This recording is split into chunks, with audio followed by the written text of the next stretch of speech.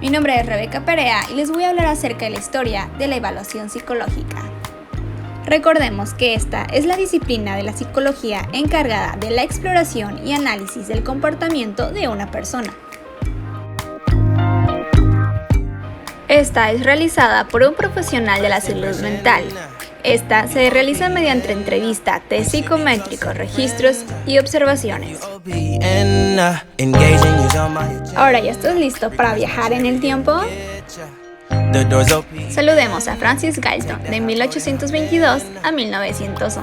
Por si no sabías, es considerado el padre de la psicología diferencial. Su gran interés era el estudio del ser humano y las diferencias individuales. Era primo de Charles Darwin y basó todos sus estudios en la teoría de su tío. En 1884 fundó su famoso laboratorio antropométrico y en 1888 introdujo el concepto de correlación.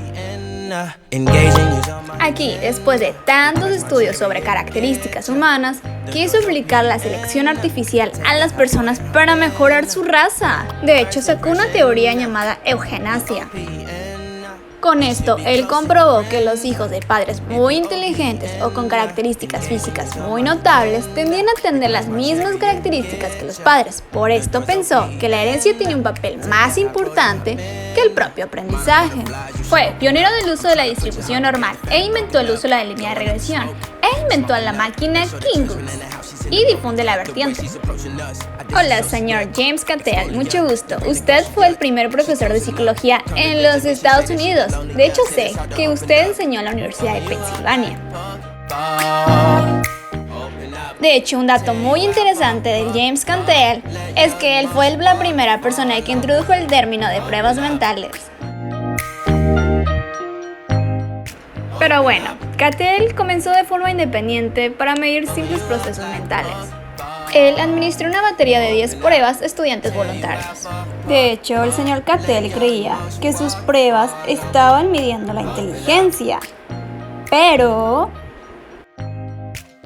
en 1901, Clark Wheeler demostró que no había ninguna relación estadística entre las puntuaciones y pruebas de Cattell con el rendimiento académico.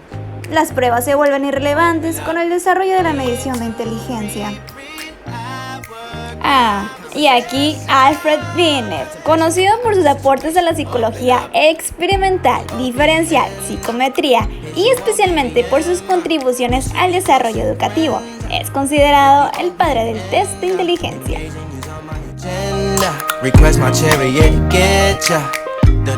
Él desarrolló las primeras escalas psicológicas para medir la inteligencia e introdujo el concepto de edad mental y el coeficiente intelectual. Fue el encargado de realizar unas pruebas para saber qué niños tenían retrasos. Estas pruebas las pasó a niños de entre 3 y 5 años y las llamó pruebas de inteligencia. El propósito de esta fue comparar las habilidades mentales de estos niños con las de sus padres. Ahora nos vamos a adentrar al estudio de las diferencias individuales. Les paso el dato que la psicología diferencial pone de manifiesto las peculiaridades individuales mediante instrumentos que proporcionan información de carácter cuantitativo. Esta tiene sus orígenes en los trabajos de Belga Quetelet en el siglo XVII. Él realizó las primeras aplicaciones de la teoría de la curva normal al estudio de datos biológicos y sociales. Las primeras investigaciones de esta psicología fueron realizadas por Francis Galton en 1874.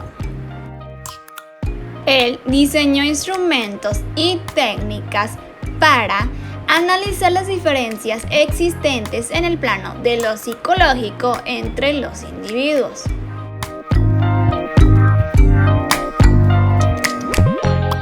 Ahora nos encontramos en 1896 con el famoso Witness. Él estableció las diferencias individuales de los sujetos con la intención de conocer cómo es que dichas diferencias afectan a la ejecución de los niños con el fin de resolver los problemas de aprendizaje. No fuera poco, en el mismo año, Binet y Simon desarrollaban los primeros instrumentos que intentaban evaluar los procesos mentales. Viajemos a 1904. que, a petición del Ministerio de Instrucción Pública, Binet y Simon diseñan y aplican el primer test de inteligencia con la intención de evaluar la capacidad intelectual de los alumnos. Saludemos a la escala de calificación. Este es útil cuando las características o cualidades por calificar pueden clasificarse dentro de un número limitado de categorías. Manifiesta las cualidades individuales mediante instrumentos que proporcionan información de base cuantitativa. Entre 1904 y 1905, Spearman, Binet y Simon publican varias teorías de inteligencia para evaluar aspectos de su razonamiento. En 1907 empezaron a manejar el coeficiente intelectual. Después de un tiempo se empezó a hablar de edad mental por la escala de Binet con su longitud y confiabilidad. En 1990, John realiza una lista organizada y estandarizada donde se hace un estímulo de palabras en el cerebro. Y después de la Primera Guerra Mundial llega la escala de Binet. En 1937 se publica la revisión de la escala de inteligencia de Stanford y Binet. En 1939 se publica la escala de inteligencia Wechsler-Bilbo y en 1942 se publica el inventario multifásico de personalidad. Saluden a su mejor amigo, la escala métrica de inteligencia. Hasta 1904, Binet recibe el cargo de elaborar un instrumento que permita distinguir con el mismo grado de errores los retrasos escolares, y en 1905, Binet y Simon dan a conocer la primera versión del instrumento. William Stern, 1912, enriquece el test de Binet-Simon introduciendo el coeficiente intelectual. Hola, test mental. Dato curioso, se utilizó el término test mental ya que utilizaron elementos para generar confianza en los resultados del laboratorio de Columbia.